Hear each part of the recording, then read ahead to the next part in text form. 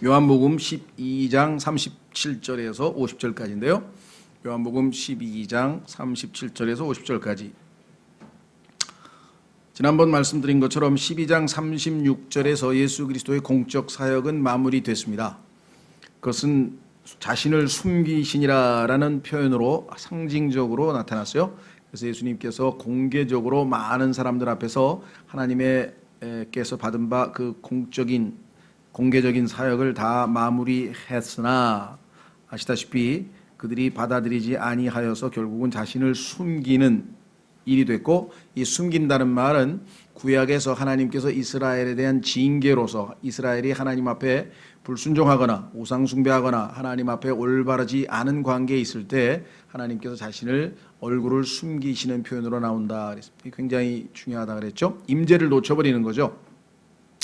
우리도 어린 시절에 부모님이 갑자기 없어졌다든가 안 보인다든가 이것이 얼마나 큰 충격인지 생각한다면 이스라엘로서는 상당히 아주 심각한 그러한 징계의 방법인데요.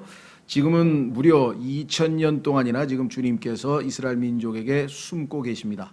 이제 교회가 휴거되고 7년간 이제 주님께서 그들에게 마지막 기회를 주시게 되는데, 그 야곱의 고난이라고 하는 마지막 환난 기간을 통해서 그들의 마음이 다시 녹여져서 회개하고 예수 그리스도를 메시아로 받아들일 그 준비를 하게 될 터인데, 그렇죠? 예, 그때까지 약 2000년간 지금 숨어 계신다라고 하는 표현을 썼습니다. 그래서 지난번에 마태복음에 우리가 그 비유, 마태복음 13장 비유에서 보물을 찾아서 어떤 한 상인이 그것을 숨겨두고 이렇게 얘기를 했는데, 숨겨두었다는 뜻이 아니라 사실은 숨어 계시는 거죠. 예. 주님께서 이 땅에 오셔서 보니까 세상에 속한 것들은 다 심판을 받아야 되는데, 다만 세상에 속하지 않은 구원받은 하나님의 자녀들은 이미 이제 참 이 세상에 속하지 아니하기 때문에 문제가 되지 않지만, 이 세상에 남아있던, 즉 이 땅에 남아있던 자들 중에는 이스라엘이라고 하는 보물이 아직 남아있어서 그들을 데리러 마지막 때에 오시게 됩니다. 그때까지 숨어 계신다. 여기도 지금 숨어 계신다고 해서 세대적 경륜, 하나님의 경륜의 관점에서 봤을 때도 교리적으로 굉장히 중요한 표현이라고 말씀을 드렸습니다. 자, 그래서 이제 사실은 13장으로 넘어가야 되는데, 왜냐하면 이제 마지막으로 자신의 개인적인 사역, 즉 제자들에게, 즉 구원받은 하나님의 자녀들에게 특별히 이 당부해야 될 말씀과 또 하나님께서 그들에게만 특별히 주실 아주 중요한 아주 말씀이 남아있고, 이것은 다락방 설교라고 하는 이름으로 14, 15, 16장, 그 다음에 17장에 예수 그리스도의 마지막 대제사장으로서의 기도, 이렇게 됩니다. 그러니까 13장서부터 17장까지 무려 5장에 걸쳐서 개인적인 특별 사역을 하시게 되는데, 37절서부터 50절까지는 일종의 삽입구인데요. 왜 37절서부터 50절까지가 필요한가? 공적 사역이 끝나고 사적인 사역으로 바로 들어가시기 전에, 그것은 공적 사역을 총괄해서 그 개요를 설명합니다. 1장서부터 12장까지 예수 그리스도께서 하신 그 사역의 결과 어떠한 마무리가 됐는지, 그래서 일종의 평가 또는 개요를 총괄해서 보완 설명하는 내용으로 되어 있습니다. 37절 그러나 그분께서 이렇게 많은 기적들을 그분들 앞에서 행하셨음에도 불구하고 그들이 여전히 그분을 믿지 아니하였으니. 자, 2장에서 가나 혼인잔치에서부터 시작해가지고 수없이 많은 기적들을 베푸셨는데, 그 중에서 가장 대표적인 7가지 기적을 성경에서 요한복음에서는 특별히 발췌해서 기록을 해 놓았죠. 그러나 그 기적의 숫자로 치자면 셀 수 없다고, 너무나 많아서 너무나 많은 기적들을 행하셨다고 했습니다. 그렇다면 이렇게 많은 기적이라고 했으니까 이렇게라고 하는 말이 어떤 의미인지 아시겠죠? So many, 그러니까 너무도 많은 기적들을 베푸셨는데, 그래서 그분이 구약의 메시아고 예언되어 있던 메시아고 하나님의 아들이고 그분이 바로 창조주 하나님이라는 사실을 입증했음에도 불구하고 얼마나 아담의 후손들의 그 죄성의 아주 완악함이 극렬했는지 받아들이지를 않았다 그랬습니다. 그들 앞에서 행하셨음에도 불구하고 그들이 여전히 그분을 믿지 아니하였으니. 그런데 사실은 이와 같은 것을 하나님께서는 미리 아시고 구약의 이사야서에서 예언을 해놓으셨다. 38절, 이것은 대언자 이사야의 말씀이 성취되게 하려 함이라. 그가 말하되 주여 우리가 전한 것을 누가 믿었나이까. 누가 믿었나이까란 말은 무슨 뜻입니까? 답을 알고 하는 질문이죠. 아무도 안 믿었다 그런 뜻이죠. 그렇죠? 예. 우리가 전한 말을 누가 믿었나이까. 아무도 귀담아 듣지 아니하였지 하지 않았습니까? 라고 해서 이스라엘 백성들의 불신에 대해서 이미 이사야를 통해서 예언을 해 놓으셨죠. 그뿐만 아니라 뭐라고 되어 있냐면요, 또 주의 팔이 누구에게 나타났나이까. 주의 팔이라고 하는 것은 예수 그리스도의 또 다른 칭호 중에 하나입니다. 예수 그리스도를 칭하는 여러 가지 타이틀 중에 주의 팔도 있고 주의 손가락도 있고 주의 목소리도 있고 다양한 예수님의 칭호가 있는데, 그 주의 팔은 그 중에서도 능력을 나타냅니다. 그렇죠? 예, 강한 팔이잖아요. 그분의 mighty hand, 강한 팔이라 그랬으니까 다시 말하면 기적에 대한 얘기죠. 기적. 그러니까 그렇게 많은 기적들을 누구에게 나타냈나이까. 자기 백성에게 다 보여주시지 않으셨습니까? 그런데도 불구하고, 즉 우리가 전한 것은 주의 말씀이고 그 다음에 주의 팔은 주의 권능의 이적들을 다 보였는데도 불구하고 여전히 믿지 아니하였다. 39절, 그러므로 그들이 능히 믿지 못하였으니 그 까닭은 이사야가 다시 말하였기 때문이라. 이유인즉슨 구약에 이렇게 기록되어 있죠. 이르되 그분께서 그들의 눈을 멀게 하시고 그들의 마음을 강팍하게 하셨으니 이것은 그들이 눈으로 보고 마음으로 깨달아 회심하여 내게 고침을 받지 못하게 하려 함이라 하였더라. 자, 많은 사람들이 이 구절을 읽고 당혹스러워할 수밖에 없는데요. 왜? 아니, 이것은 보니까 40절, 하나님께서 그들의 눈을 멀게 하셨다. 그들의 마음도 강팍하게 하셨다. 이것이 그들의 눈으로 보고 마음으로 깨달아 회심하여 내게 고침을 받지 못하게 함이라. 그럼 결국은 하나님께서 그들의 마음을 강팍하게 하고 눈을 멀게 하셨다는 뜻인데, 그러면 칼빈주의자들이 얘기한 것처럼 미리 다 이렇게 정해져 있다는 뜻이냐? 그건 아니죠. 여기서 조심하셔야 돼요. 성경을 한 구절만 보고 안 돼. 문맥을 정확하게 읽으셔야 되는데, 이미 37절에 믿지 아니하였다 그랬죠. 믿지 아니하였다고 하는 얘기는 그들이 이제 영적으로 눈이 멀었다는 뜻이고 그들이 마음을 강팍하게 한 것입니다. 그러니까 그들의 마음 상태에 따라 하나님께서 그들에게 더 가중시켜 주신 것이죠. 만약에 여러분이 하나님을 더욱 잘 섬기고 뜨겁게 주님을 사랑하기를 원한다면 더 믿음이 커지고 더 사랑이 많아지게 해주시지만, 반대로 믿지 않으려고 하는 그러한 강팍한 마음을 갖고 있으면 하나님께서 더 눈이 멀게 하시고 더 강팍하게 만들어 주신다. 그래서 그 39절에 보면은 그 믿지 못하였다라고 하는, 영어로 하면 could라고 하는 단어가 있어요. could라고 하는 조동사가 있는데 could not이라고 하는 얘기는 앞에서 그들이 안 믿으려고 했기 때문에 이제 더 믿을 수 없도록 그와 같이 상태가 악화되었다. 무슨 말인지 이해가 되십니까? 로마서에서도 이러한 구절이 있습니다. 성경을 잘못 읽으면 이 칼빈주의라고 하는 교리가 나올 수밖에 없는데요. 자, 로마서로 가보겠습니다. 로마서 9장은 그래서 너무나 많은 사람들이 여기서 걸려 넘어져서 칼빈주의에 빠져버리는 위험한 구절들이에요. 자, 로마서 9장으로 가보겠습니다.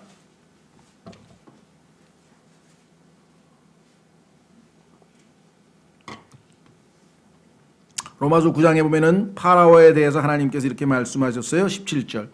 로마서 9장 17절 잘못 읽으면 하나님이 다 정해놓은 거네. 그럼 하나님께서 이스라엘 백성들을 못 믿게 하시고 눈 멀게 하시고 강팍하게 했는데 왜 책임을 이스라엘 사람들에게 묻지? 이렇게 오해할 수가 있단 말이죠.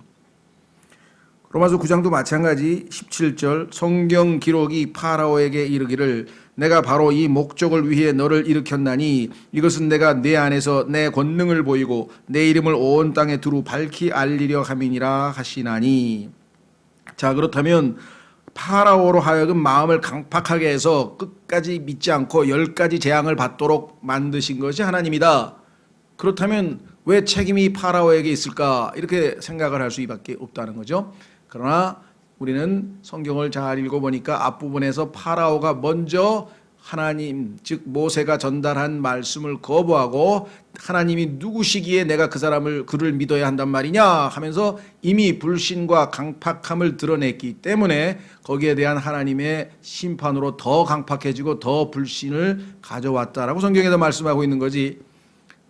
무슨 말인지 이해가 되셨죠? 예, 그래서 이런 구절을 잘못 읽으면 하나님에게 책임을 돌리려고 시도하는 사람들이 있는 것을 우리가 보게 됩니다.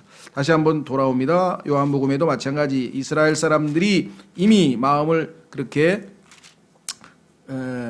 고집을 갖고 부렸기 때문에 그들에게 그와 같은 심판이 돌아간 셈이죠. 예, 그래서 자. 우리는 다시 돌아옵니다. 그분께서 그들의 40절 눈을 멀게 하시고 그들의 마음을 강팍하게 하셨으니 이것은 그들이 눈으로 보고 마음으로 깨달아 회심하여 내게 고침을 받지 못하게 하려 함이라 하였더라. 그렇죠? 자, 신약에서도 마찬가지입니다. 예수 그리스도를 전해 줬는데 그 예수 그리스도를 거부하고 믿지 아니하면 하나님께서 더더욱 믿음이 없도록 믿지 못하도록 만드실 것이다. 확인해 보겠습니다.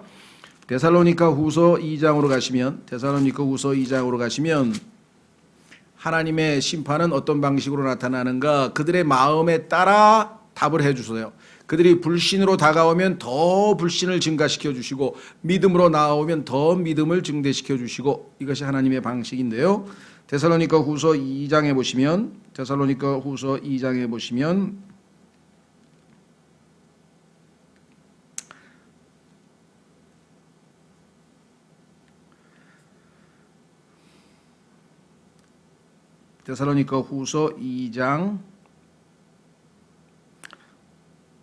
9절부터 보겠습니다. 적 그리스도가 등장해서 어떤 짓을 할 것인가가 나와 있는데요. 그가 오는 것은 즉 적 그리스도가 오는 것은 사탄의 활동을 따라 모든 권능과 표적들과 거짓 이적들과 불의의 모든 속임수와 함께 멸망하는 자들에게로 오는 것이니 그러니까 요즘의 권능, 표적, 이적 이런 것들은 다 마귀가 오늘날 사람들을 속이기 위해서 예수 그리스도를 받아들이지 아니하는 멸망하는 자들에게로 오는 것이니 이는 그들이 진리의 사랑을 받아들이지 아니하여 구원을 받지 못하였기 때문이라. 자, 분명하게 그들이 먼저 받아들이지 아니하여 구원을 받지 못했죠. 그러면 하나님께서 여기에 대해서 어떻게 심판을 내리시는가? 거짓을 믿도록 해주신다 이 말이죠. 거짓을. 마음이 더욱 강팍해져서 10절 11절 이런 까닭에 하나님께서 그들에게 강한 미혹을 보내사 그들이 거짓말을 믿게 하시리니 이것은 진리를 믿지 아니하고 불의를 기뻐한 그들이 다 정죄를 받게 하려 하심이라. 하나님께서 강한 미혹을 보내사 그 사람들이 안 믿었는데 그 사람 책임이냐 하나님 책임이지 그게 아니고 그들이 이미 받아들이지 아니하고 믿지 아니하였기 때문에 하나님께서 거기에 더 원하는 대로 해줬다 이거죠. 더욱 믿지 아니하도록 더욱 미혹의 영을 보내셨다 이렇게 신약에도 나와 있습니다. 다시 돌아옵니다. 요한복음 12장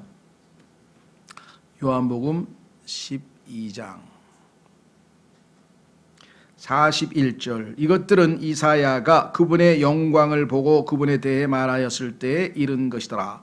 이사야서 6장에 보니까 그들이 바라본 여호와가 다름 아닌 예수 그리스도시다. 그래서 예수 그리스도의 신성을 입증하고 있는 내용입니다. 한번 확인해 보겠습니다. 이사야서 6장으로 가보겠습니다. 이사야서 6장으로 가면 이사야가 셋째 하늘에서 하늘이 열리고 하나님을 뵀는데 그 하나님이 다름 아닌 예수님의 영광이더라. 이렇게 지금 이야기를 하고 있죠. 확인해 보겠습니다. 이사야서 6장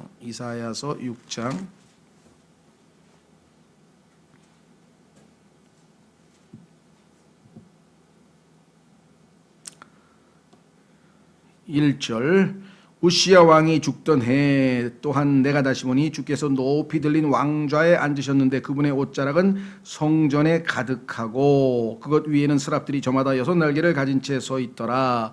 그가 2날개로는 자기 얼굴을 가리고 2날개로는 자기 발을 가리며 2날개로는 날더라. 하나가 다른 하나에게 외쳐 이르되 거룩하다 거룩하다 거룩하다 만군의 주여 그분의 영광이 온 땅에 충만하도다 하더라. 그 외치는 자의 음성으로 인해 문 기둥들이 흔들리며 그 집이 연기로 가득하더라. 이렇게 됐죠. 자, 그래서 이때에 이사야가 바라본 바로 그것이 예수 그리스도의 영광이라. 그래서 지금 요한복음 12장에서 그렇게 발언했다라고 성경에 써 있네요. 자, 성경을 확인해 보니까 구약의 그분이 바로 예수 그리스도셨다.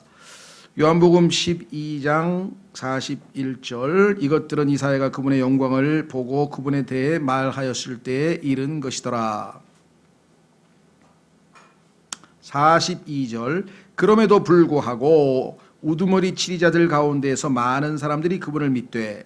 자, 그러니까 37절서부터 41절까지는 결론을 내린 거죠. 1장서부터 12장까지 예수 그리스도께서 그렇게 많은 기적들을 행하고 수없이 많은 하나님의 말씀을 전했는데도 불구하고 결국은 그들은 구약의 예언대로 예수 그리스도를 거부했고 그 결과 예수 그리스도께서는 숨으실 수밖에 없었다. 이렇게 말씀을 했죠. 자, 그런데 한 무리의 사람들이 또 있었어요. 그들은 누구냐? 42절 그럼에도 불구하고 우두머리 치리자들 가운데서도 많은 사람들이 그분을 믿되 바리새인들로 인해 회당에서 쫓겨날까 염려하여 그분을 시인하지 못하였으니 이는 그들이 사람들의 칭찬을 하나님의 칭찬보다 더 사랑하였기 때문이더라. 자, 오늘날에도 보면은 예수님을 믿고는 싶은데 자신이 공개적으로 시인하지 못하고 있는 사람들이 있습니다. 과연 이 사람들이 예수 그리스도를 믿은 거냐? 제가 볼 때에는 머리로만 믿고 구원은 못 받은 것 같아요. 왜냐? 로마서에 보면은 시인하지 아니하면 구원을 못 받은 것으로 되어 있기 때문에 그렇습니다. 자, 얼마만큼 이것이 중요한 문제인지 confess 고백이라고 표현하기도 하고 시인인데요. 로마서 10장으로 가보겠습니다. 로마서 10장.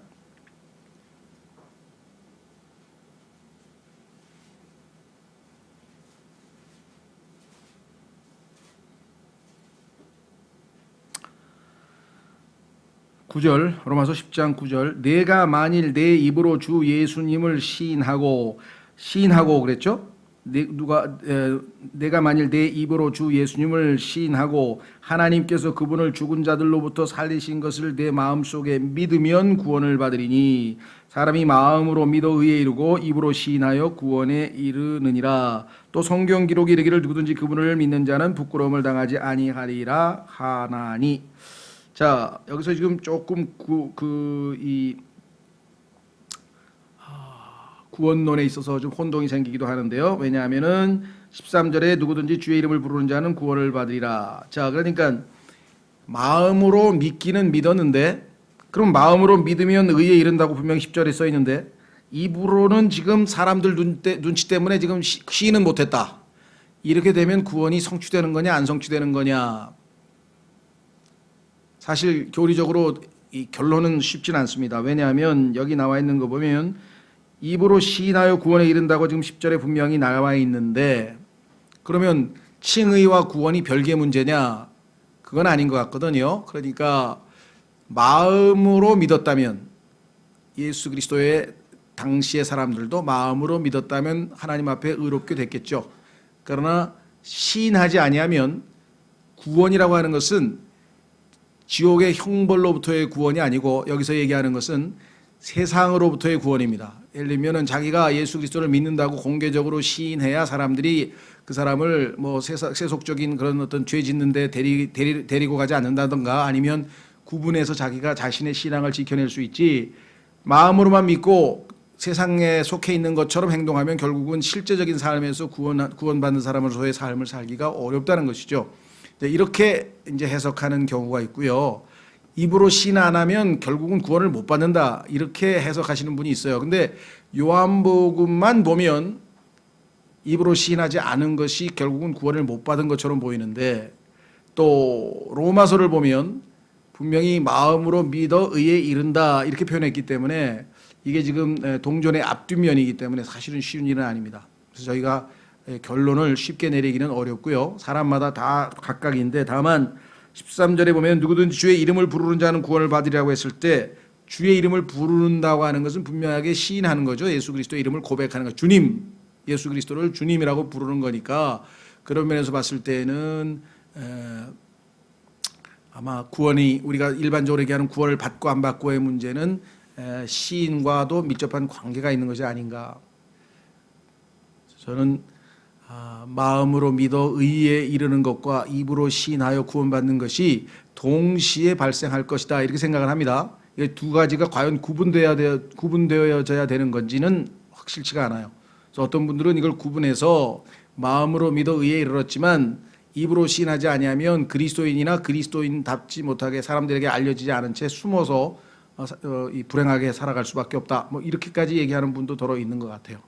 그래서 이 문제는 여러분들이 단정 짓지 말고, 그래서 입으로 시인하는 것이 어느 정도까지가 시인이냐. 예수 그리스도를 주님으로 믿습니다. 저는 주 예수 그리스도를 나의 구원자로 믿습니다. 이렇게만 시인하면 시인이냐. 그렇죠. 사람들한테 컨페스를 했으니까. 그래서 요 문제도 구원론과 관련해서는 상당히 지금 그 논란이 있는 부분입니다. 요한복음에서는 일단 구원을 받지 못한 것 같아요. 여기 보시면은 그래서 믿기는 믿었는데 공개적으로 시인을 못하고 있는 사람들에 대한 언급이 나옵니다. 12장으로 다시 돌아옵니다. 42절 그럼에도 불구하고 우두머리 치리자들 가운데 많은 사람들이 그분을 믿되 바리새인들로 인해 회당에서 쫓겨날까 염려하여 그분을 시인하지 못하였으니 이는 그들이 사람들의 칭찬을 하나님의 칭찬보다 더 사랑하였기 때문이더라. 44절 예수님께서 외쳐 이르시되, 자 44절서부터 50절까지는요 사실 예수 그리스도께서 이미 요한복음 1장서부터 12장까지의 여러 번에 걸쳐서 하신 것들이 요약돼서 예수님께서 이와 같은 말씀들을 하셨다. 그래서 사역의 총괄 개요를 요약해 놓은 것이라고 볼 수 있습니다. 나를 믿는 자는 나를 믿지 아니하고 나를 보내신 분을 믿으며, 예수님은 자신이 하나님으로부터 보내심을 받았다는 것을 강조하셨죠. 두 번째, 나를 보는 자는 나를 보내시는 분을 보느니라. 이 얘기도 앞부분 요한복음 앞부분에서 5장에서 12장에서 8장에서 자주 나왔습니다. 46절 나는 빛으로 세상에 왔나니, 요한복음 8장에서도 예수님께서 나는 세상의 빛이라, 요한복음 9장에서도 예수님께서 나는 세상의 빛이라. 그러니까 이미 하신 말씀들을 요약하고 있음을 보게 되죠. 새로 하신 말씀이라기보다는. 왜냐? 36절에 이미 숨으셨기 때문에 36절에서 이미 공개 사역은 끝났고 37절서부터 50절까지는 예수 그리스도의 사역 전체를 총괄해서 요약하고 있다. 이것은 누구든지 나를 믿는 자는 어둠에 거하지 아니하게 하려 함이로다. 그렇습니다. 빛 대신 예수 그리스도께서 오시고 빛이 오시자 어둠이 물러가게 되는 것이죠. 그래서 빛과 어둠이라고 하는 것은 상존할 수 없다, 교제할 수 없다라고 성경에서 분명하게 말씀을 했습니다. 예수 그리스도를 통해서 빛의 왕국, 아들의 왕국으로 오든지 아니면 사탄의 어둠의 왕국에 머물러 있든지 그렇습니다. 47절 사람이 내 말들을 듣고 믿지 아니할지라도 내가 그를 심판하지 아니하노라. 나는 세상을 심판하러 오지 아니하고 세상을 구원하러 왔노라. 요한복음 3장에서도 예수님께서 말씀하셨죠. 예수님께서 초림하신 목적은 심판의 목적이 아니라 구원의 목적이 있었습니다. 그러나 마지막 날들에 예수 그리스도께서 재림하실 때에는 심판하실 것이다. 그러나 예수님께서는 자신이 심판하지 아니하고 자신이 한 말씀들이 심판한다, 이렇게 얘기를 했어요. 48절 나를 거절하고 내 말들을 받아들이지 아니하는 자에게는 그를 심판하는 이가 있으니 곧 내가 한 말, 바로 그 말이 마지막 날에 그를 심판하리라.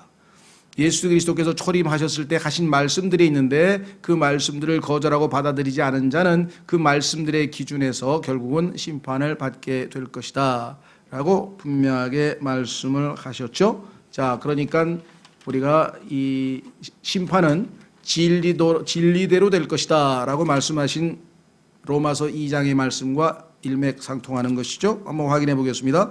하나님의 심판의 기준은 기록된 하나님의 말씀입니다. 그것을 예수님께서는 자신의 말들이라고 하셨고, 또 로마서에서는 진리의 근거에서 심판을 받는다라고 말씀을 했죠. 로마서 2장 2절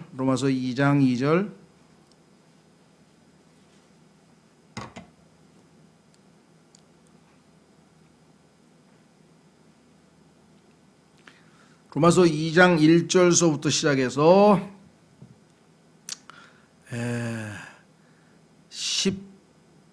16절까지는 하나님께서 심판을 하시는데 그 심판의 방식 또는 기준이 마련되어 있습니다. 2장 1절 그러므로 오 판단하는 사람아 내가 누구이든 변명할 수 없나니 이는 판단하는 내가 같은 일들을 행함으로 다른 사람을 판단하는 것에서 내 자신을 정죄하기 때문이라. 그러나 그런 일들을 행하는 자들에게는 하나님의 심판이 진리대로 되는 것을 우리가 확신하노라. 그렇죠? 하나님의 심판은 진리대로 된다. 예수님께서는 내 말들이 그들을 심판할 것이다 라고 요한복음 12장에서 말씀을 하고 있죠. 다시 돌아옵니다. 자, 47절 초림하신 예수 그리스도는 심판하러 오신 게 아니라 구원을 하러 오셨다고 앞부분 요한복음 3장 17절에도 말씀을 하셨다 그랬죠. 그러나 이제 재림하시러 오시는 예수님은 심판을 하러 오는데 그때 심판자는 하나님의 말씀이다라고 성경에 써 있습니다. 예. 자, 48절 나를 거절하고 내 말들을 받아들이지 아니하는 자들에게는 그를 심판하는 이가 있으니 곧 내가 한 말 곧 그 말이 마지막 날에 그를 심판하리라. 자, 여기서 우리가 알 수 있는 것은 첫 번째, 반드시 뭐가 있겠다? 마지막이 있다. 그렇죠? 두 번째, 심판이 마지막 날에는 있다. 세 번째, 그 다음에 뭐습니까? 말씀이 심판의 기준이 된다. 그래서 세 가지 사항을 우리가 48절에서 교훈을 얻을 수가 있고요. 49절 나는 스스로 말하지 아니하였고 나를 보내신 아버지께서 내가 이를 것과 말할 것을 친히 내게 명령으로 주셨느니라.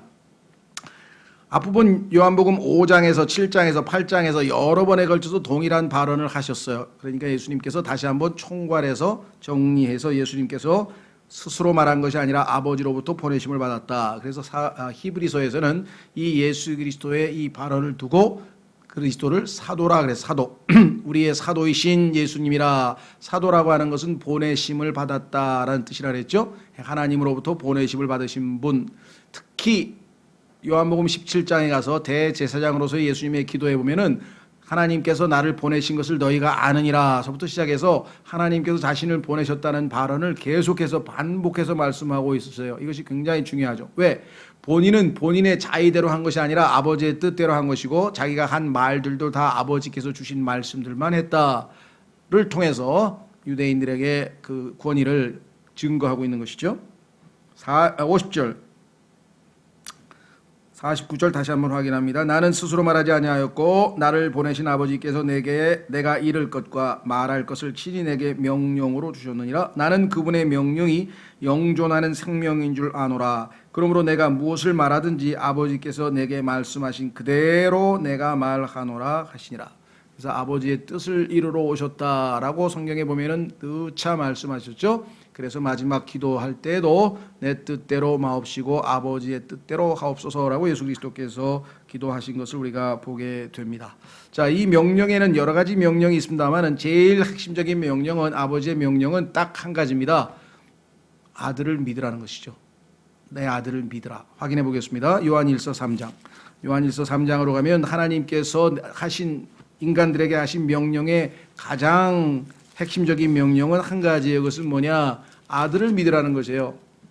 그래서 시편에서도 아들에게 입 맞추는 자라고 표현했고요. 하나님께서는 성경에 따르면 아들을 매우 기뻐하신다 그랬죠. 예, 그래서 하나님께서는 아들에게 영광을 주고 싶어 하시죠.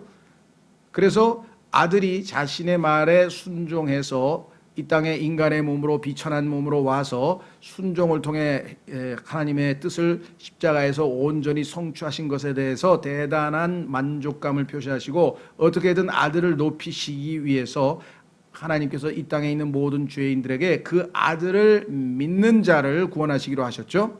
예, 그래서 아버지의 명령은 아들을 믿으라는 겁니다. 자, 요한일서 3장 23절. 요한일서 3장 23절. 요한일서 3장 23절 21절부터 보시면은요, 사랑하는 자들아, 21절부터 사랑하는 자들아, 만일 우리 마음이 우리를 정죄하지 아니한다면 우리가 하나님을 향해 확신을 갖고 무엇이든지 우리가 구하는 것을 그분에게서 받나니 이는 우리가 그분의 명령들을 지키고 그분의 눈앞에서 기쁨이 되는 그 일들을 행하기 때문이라. 그분의 명령들을 지킨다 그랬는데 어떤 명령이냐? 그분의 명령은 이것이니 곧 우리가 그분의 아들 예수 그리스도의 이름을 믿고, 그분의 명령은 곧 이것이니 곧 우리가 그분의 아들 예수 그리스도의 이름을 믿고 그분께서 우리에게 명령을 주신 대로 서로 사랑하는 것이니라. 그분의 명령들을 지키는 자는 그분 안에 거하고 그분은 그 안에 거하시나니 그분께서 우리에게 주신 성령으로 말미암아 그분께서 우리 안에 거하시는 줄 이로써 우리가 아느니라. 아버지와 아들과 성령께서 하나가 돼서 우리와의 올바른 관계가 어떻게 맺어지는지에 대해서 말씀을 합니다.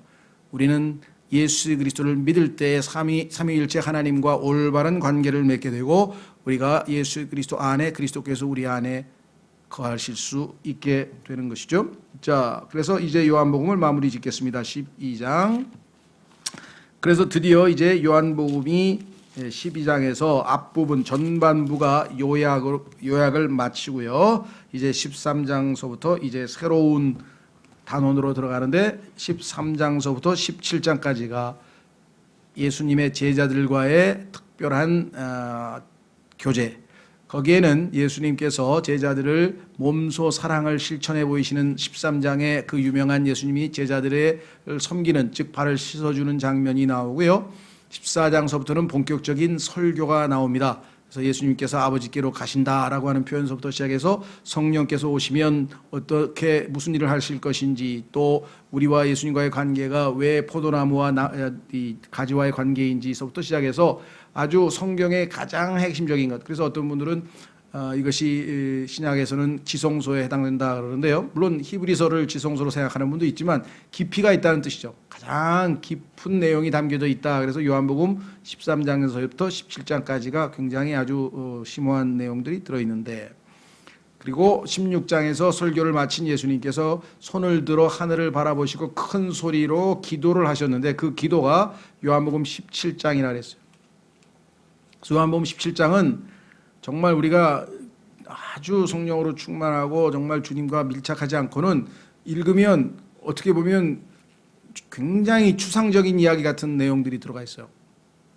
그래서 하나하나 곱씹어서 보면 그것이 얼마나 그 속에 예수 그리스도와 아버지와의 관계, 그분을 통해서 우리가 아버지와 어떤 새로운 관계를 맺게 되는가를 비롯해서 깊이 있는 내용들이 들어가 있게 됩니다.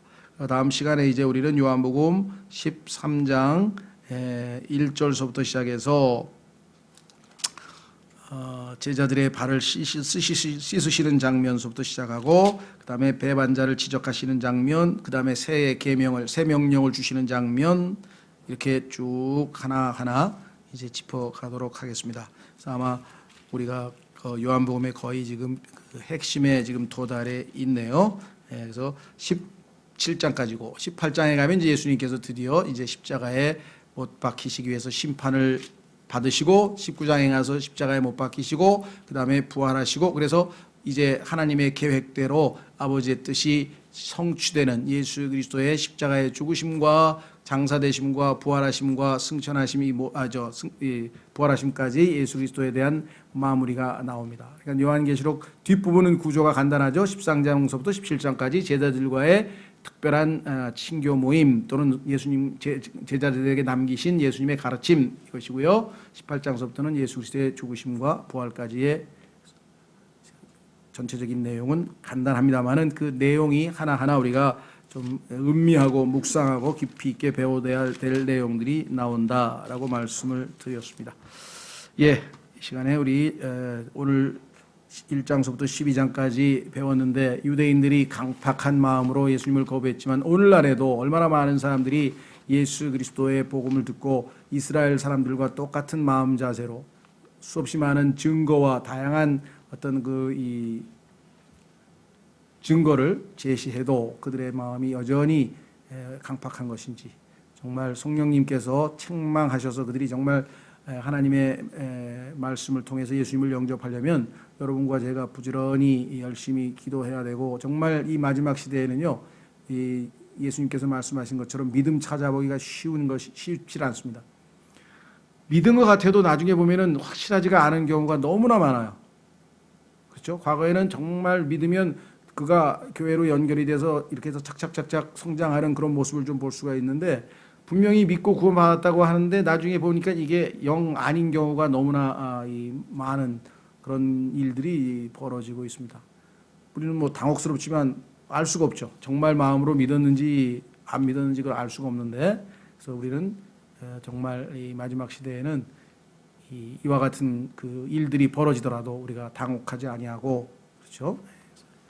주님께서 우리에게 맡기신 바 우리는 하여간 증인으로서의 증거하는 것이고, 열매 맺고 안 맺고는 주님께 달려 있습니다. 이 시간에 우리 다 같이 요한복음 1장서부터 12장까지 통해서 이렇게 주님께서 가르치신 것 잘 믿고 또 13장서부터 앞으로 깊이 있게 주님을 배워나갈 수 있도록 다 같이 잠깐 기도하겠습니다.